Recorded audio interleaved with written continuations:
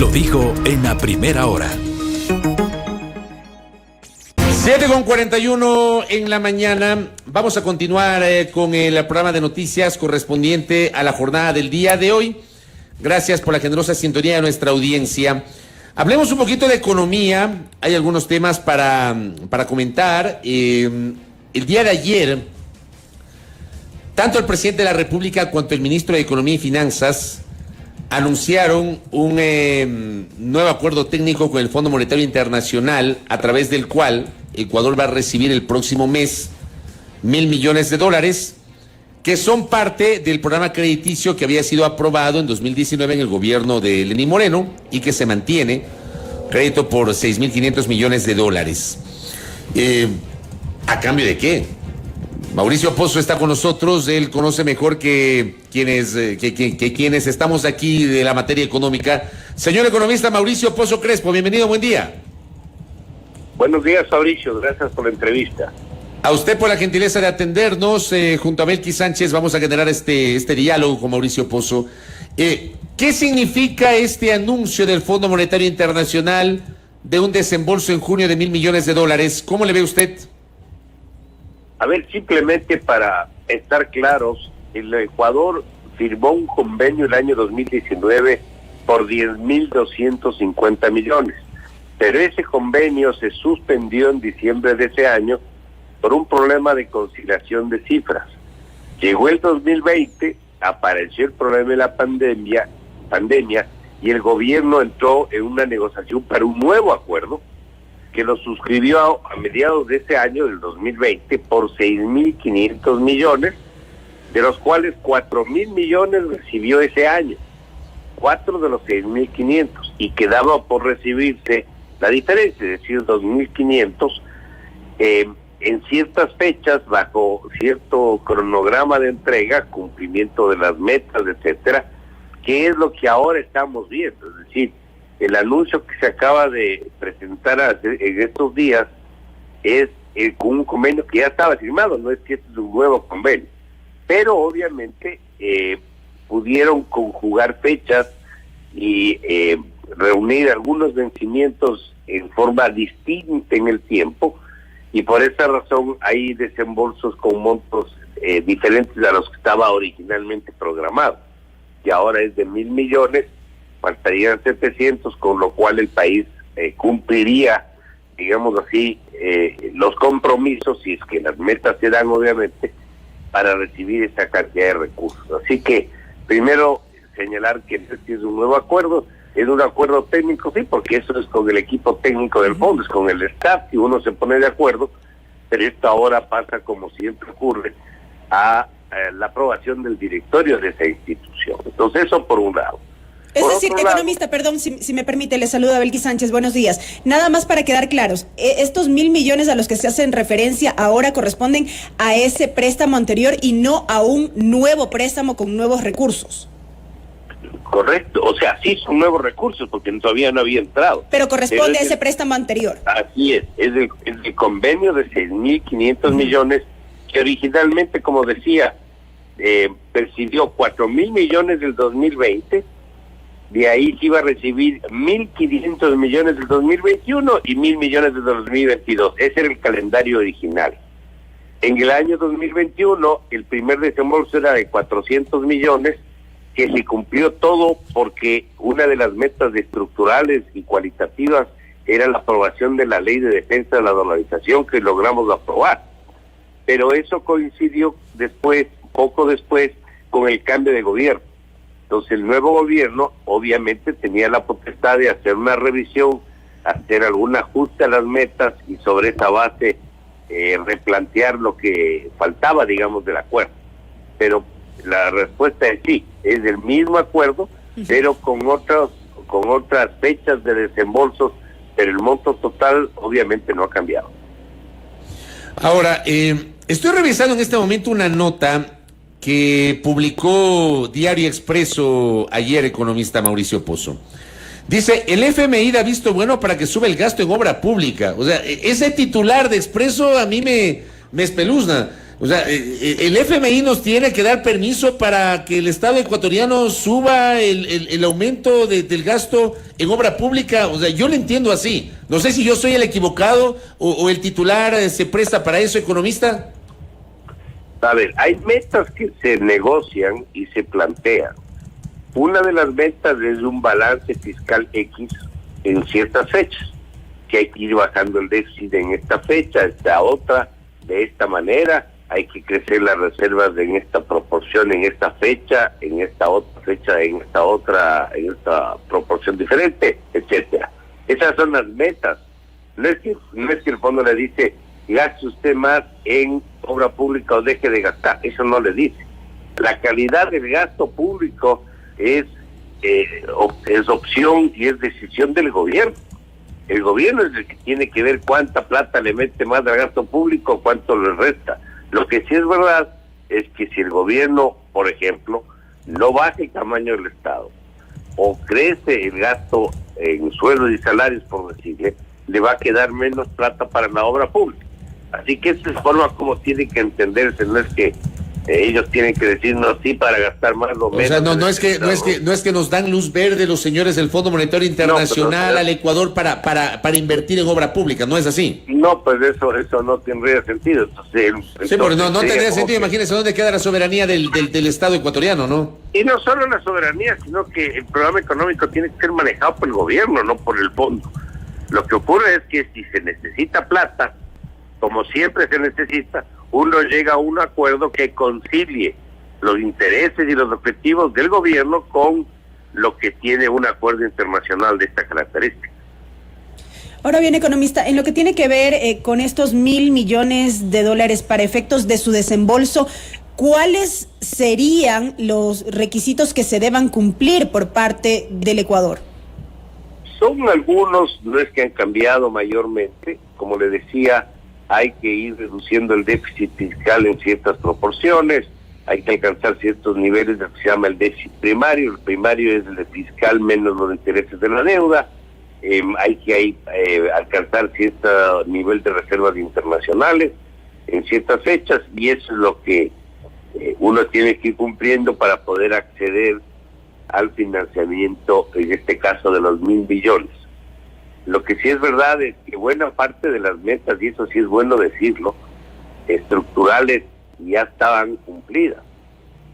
Recordemos, por ejemplo, que una era la ley anticorrupción, que fue aprobada en el 2020, y hasta ahora recuerdo que una de las críticas era que no iba a alcanzar la fecha, que ya llegaba a diciembre, que si eso no se cumplía no se recibía la plata, y se alcanzó y se recibió. Y eso me acuerdo porque yo estaba en funciones públicas en ese momento. Y después la ley de defensa de la dolarización. Recuerden que nos negaron 2 veces de la Asamblea. Y finalmente en una tercera ocasión logramos que eso se apruebe, que era otra reforma. De ahí en adelante había que cumplir ciertas metas cuantitativas, como las que acabo de citar, para poder ir recibiendo los desembolsos que están atados al programa. Así que esa es un poquito la lógica, pero si me permiten añadir un tema que me parece bien importante.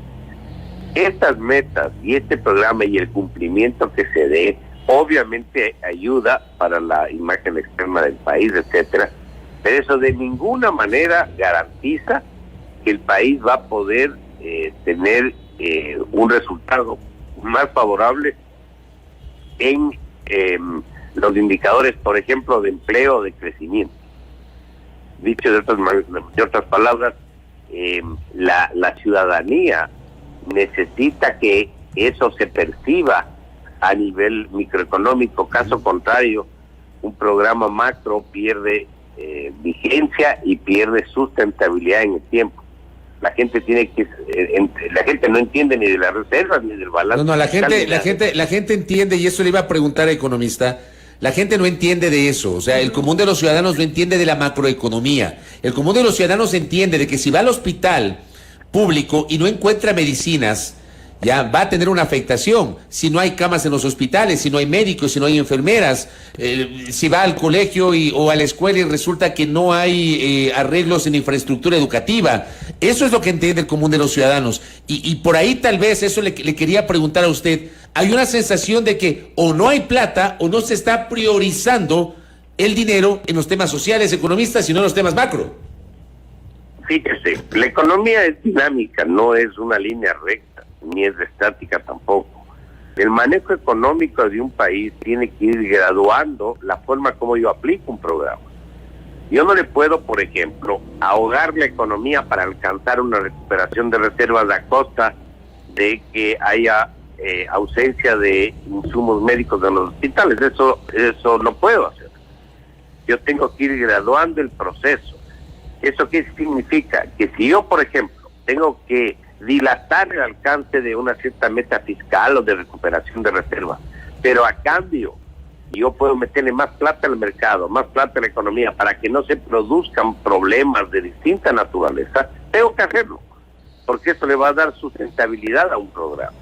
Entonces, a mí me parece que en este caso ha habido un ordenamiento de la casa, lo cual me parece que va en la línea correcta, pero yo sí replantearía hasta dónde ajusto y en qué plazo y en qué forma, para evitar que puedan producir problemas como los ejemplos que estamos conversando, porque eso obviamente le quita sustento a un programa económico. La gente, como usted dice, ¿qué le importa que alcancen las metas si no les llegue el beneficio, si le asaltan en las calles, o no encuentra el niño ocupo en un colegio, o no hay insumos médicos en un hospital? Entonces yo creo que en ese sentido hay que manejar con mucha, yo diría, prudencia y cuidado el programa para que la gente perciba que sí hay un beneficio en un manejo macroeconómico ordenado. Y en este sentido, economista, porque al final del día también esto es lo que le interesa al ciudadano, ¿en qué debería priorizarse la inversión de esos recursos? Es correcto, es lo que le interesa, y esto tiene que irse complementando con una inversión privada mucho más dinámica, porque es lo único que va a permitir, por ejemplo, recuperar los niveles de empleo. Los niveles de empleo están plaqueados. Si usted ve las cifras de empleo diciembre, febrero, en 2 meses, hemos deteriorado el nivel de empleo en el Ecuador. Me refiero a los últimos 2 meses. Obviamente diciembre capaz no es el mejor mes de comparación, porque ahí a veces hay más empleo porque hay más contrataciones por el fin de año. Pero inclusive midiendo febrero 2022, febrero 2021, el empleo pleno que se llama está parqueado. Pero no nos dice el presidente de que se han creado 350,000 empleos en los últimos meses. Estas cifras son del gobierno, las que estoy diciendo. ¿Usted no cree en esas cifras o qué? No, lo que pasa es que tienen que manejarse con un poquito más de, yo le diría, de técnica. Si usted tiene una recuperación después de una recesión, esa recuperación por supuesto que le da un aumento de empleo, pero eso no quiere decir que usted ha recuperado la caída que tuvo antes, porque usted puede caer de 10 metros y después sube 3 metros. Ha subido, claro que subió 3 metros, pero no ha llegado a los 10 metros que se cayó. No sé si me explico. Entonces esos son temas que tienen que irse poco a poco nivelando. Fíjese, el 2021, de acuerdo a algunas fuentes, el Ecuador pudo haber crecido el 4% el año pasado, pero cayó 7.8% y el rebote del Ecuador es de los más bajos de la región. Creció el 4%, claro que creció, pero después de una caída importante, y eso significa que hay recuperación de empleo desde esa lectura, sí, pero eso no quiere decir que usted tenga los niveles de ocupación plena que tuvo antes. El nivel del 38% de empleo pleno que se llama, no tenemos, estamos en el 33%. Oye, economista,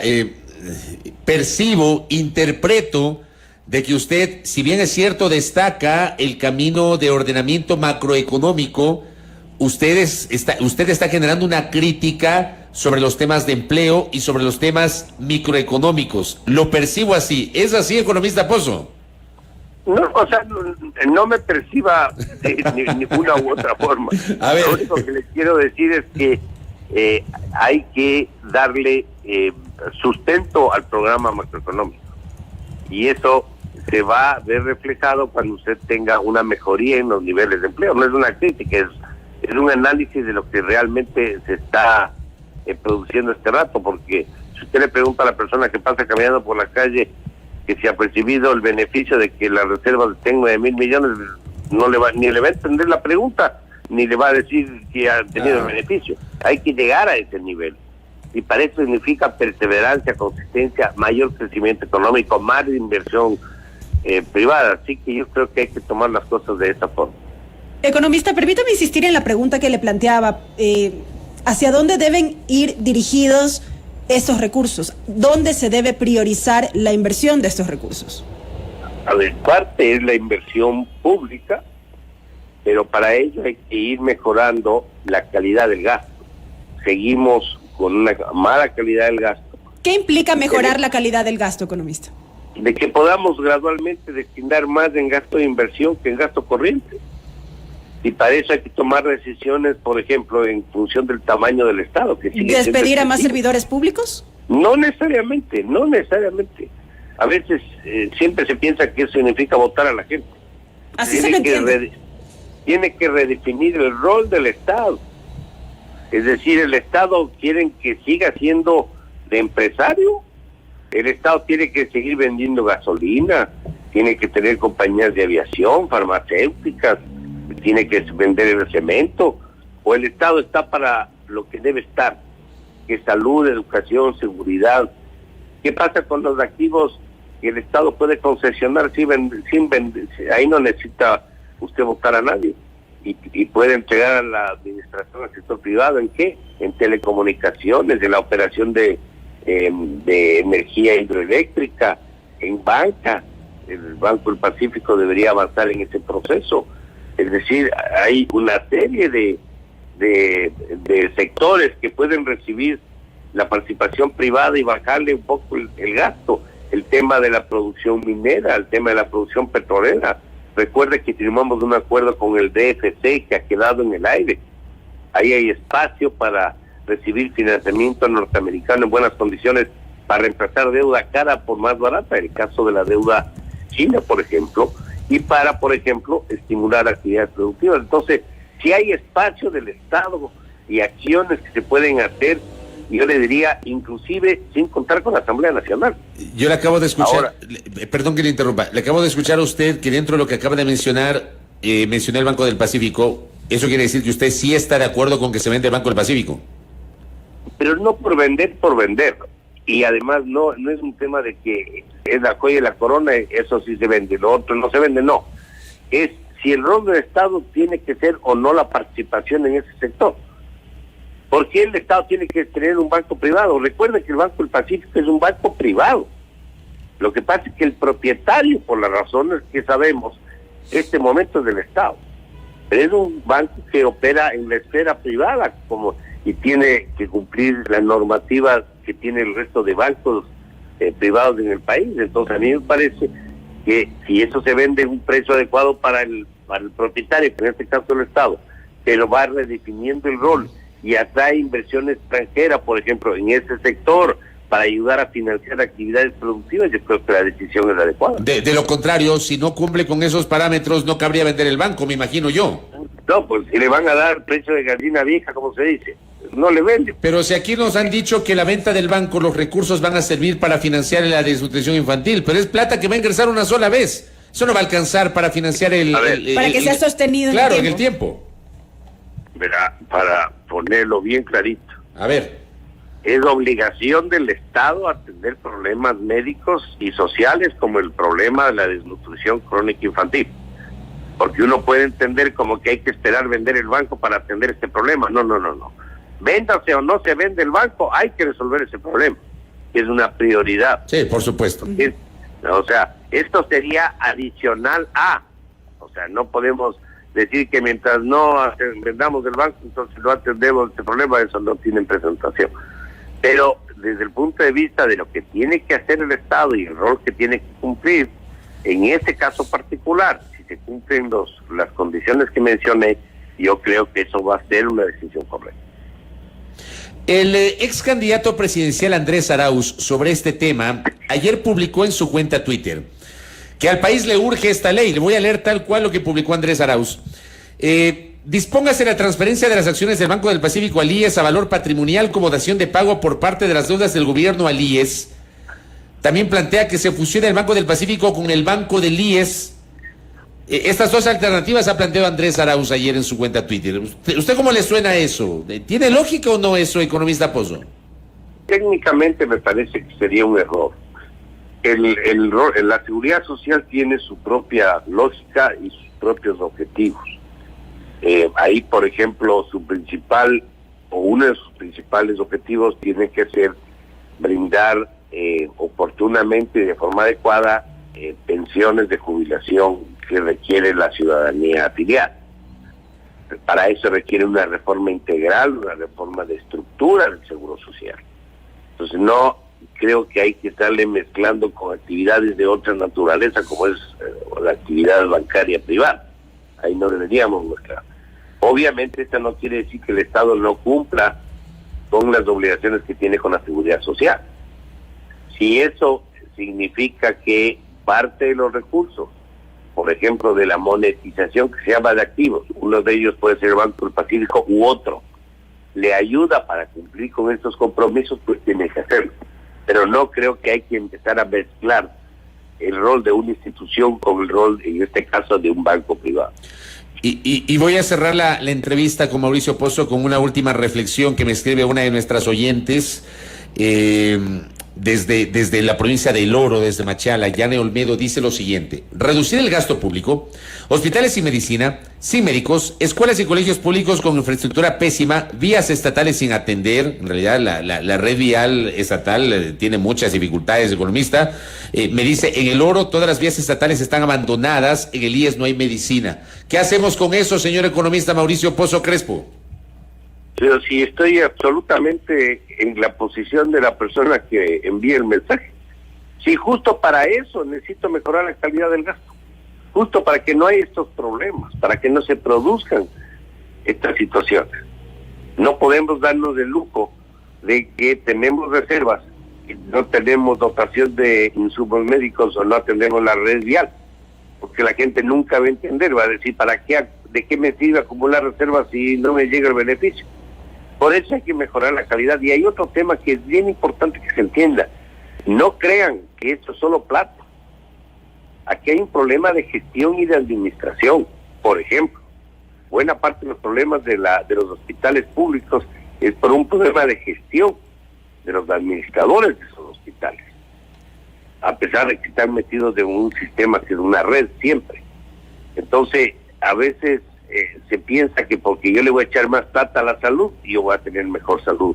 O voy a tener más plata a la educación, voy a tener un mejor nivel de educación o seguridad. No. Hay un problema administrativo en el Estado que también hay que corregir porque hay todavía niveles de ineficiencia muy altos que hace que los beneficios de la ciudadanía muchas veces, por esas razones hasta burocráticas, no lleguen. Correcto. Economista, gracias por estos minutos, por atendernos, para conocer su criterio en torno a la situación económica. Muy amable. A la orden, Fabricio. Muy gentil. El ex ministro de Economía y Finanzas, Mauricio Pozo Crespo, aquí conversando en la primera hora sobre los temas económicos. Ha hablado sobre el orden de las finanzas públicas a nivel macro, pero coinciden que si esto no se traduce en mejorar las condiciones de vida de los ciudadanos. Correcto. Ya. Y una adecuada administración. Claro, ¿no? yo acabo de recibir esta mañana, por ejemplo, hace minutos, un tuit que me compartió desde la ciudad de Cuenca uno de nuestros colegas, el colega Rodrigo Matute Torres. Sin sistema en el IES, una fila enorme para sacarse sangre en el hospital de Cuenca. Eso, por ejemplo, el común de los ciudadanos no va a comprender si le vienen a hablar de que las cifras macroeconómicas están bien. O sea, de nada sirve que la salud macroeconómica del Ecuador sea buena si no se traduce en... Si se va de viaje, las carreteras son un desastre, si va a los hospitales y no hay medicinas, si va a la escuela o al colegio y el colegio está destrozado. O sea, si quiere sacar una cédula y no hay insumos y tiene que esperar meses. De nada sirve, exacto, de nada sirve. La macroeconomía tiene que combinarse con la microeconomía, con lo que está más cercano y más tangible a la gente. Ojalá se entienda eso. Primera plana. Todas las noticias, todas las voces.